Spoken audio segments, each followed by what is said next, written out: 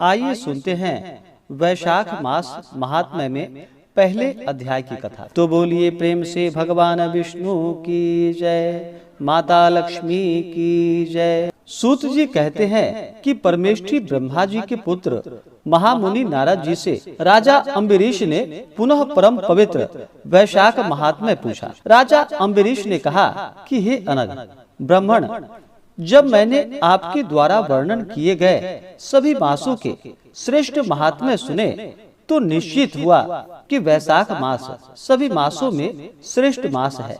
इसलिए उस मास का महात्म्य विस्तार पूर्वक सुनने के लिए मेरा हृदय बड़ी उत्सुकता से व्याकुल है।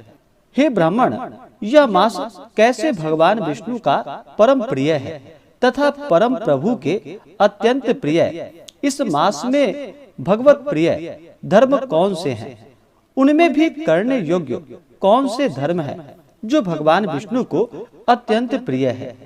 उसमें कौन सा दान करना चाहिए और उसका क्या फल है तथा किस उद्देश्य से उन्हें करना चाहिए? और माधव के आने पर किन किन पूजा द्रव्यों से इन भगवान विष्णु की पूजा करनी चाहिए?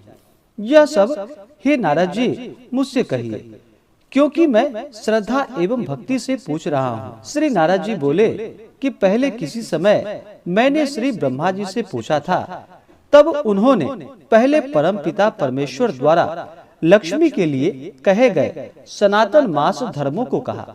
उसके बाद सभी मासों में कार्तिक, माघ एवं वैशाख को प्रधानतया विशेष माना तथा उनमें भी वैशाख मास को सबसे उत्तम बतलाया। यह परम पवित्र वैशाख मास सभी जीवों को माता के समान अभिलषित फल देने वाला है और दान, यज्ञ, व्रत एवं स्नान किए जाएं तो इसके द्वारा सभी पापों का नाश होता है।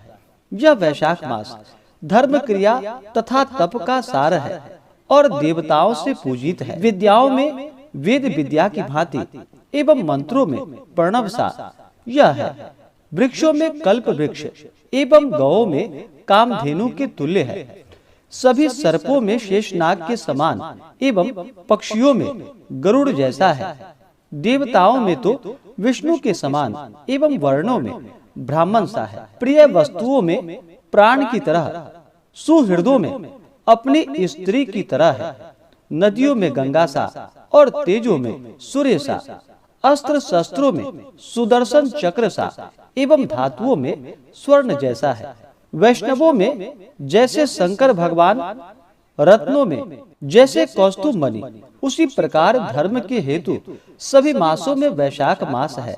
जगत में भगवान विष्णु की प्रीति में सहायक इसके समान कोई नहीं है। जो मनुष्य मेष संक्रांति में प्रातः अरुणोदय काल में वैशाख स्नान में लगा रहता है, अर्थात जो वैशाख मास में प्रतिदिन प्रातः सूर्योदय से पूर्व स्नान करता है, उस पुरुष पर लक्ष्मी सहित भगवान विष्णु पूर्ण प्रसन्न रहते हैं।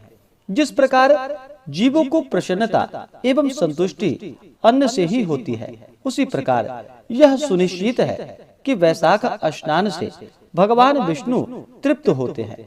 वैशाख स्नान में लगे रहने वाले मनुष्यों को देखकर विष्णु भगवान परम प्रसन्न होते हैं। केवल वैशाख स्नान मात्र से ही मनुष्य सभी पापों से छुटकारा पाकर विष्णु लोक में पूजा प्राप्त करता है। मेष राशि स्थित सूर्य काल में प्रातः एक बार भी स्नान कर अपना नित्य कर्म करने वाला पुरुष सभी पापों से छुटकारा पाकर भगवान विष्णु के सायुज्य पद को प्राप्त करता है।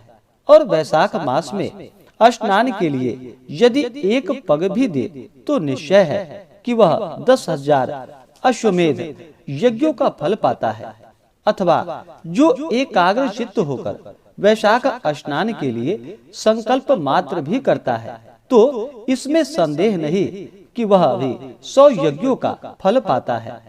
और जो मेष गत सूर्य काल में एक धनुष के प्रमाण तक भी स्नान की कामना से चले तो सभी सांसारिक बंधनों से छुटकारा पाकर भगवान विष्णु के सायुज्य पद को प्राप्त करता है। ब्रह्मांडों के अंतर्गत तीनों लोकों में जो तीर्थ है, हे राजन, वे सभी बाहर के थोड़े जल में भी आ जाते हैं। अपने किए हुए पाप यमराज के शासन में तभी तक गरज पाते हैं जब तक कि प्राणी वैशाख मास में जल स्नान नहीं करता।